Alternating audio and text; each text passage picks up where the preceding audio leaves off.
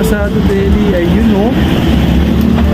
Solid na solid. Ito lang kasi ako kaninang umaga, sir. Nang isang-isa langan. So, nagluto lang ako para lang sa ano natin. Yan. So, Actually, naubos siya kanina umaga, sir eh.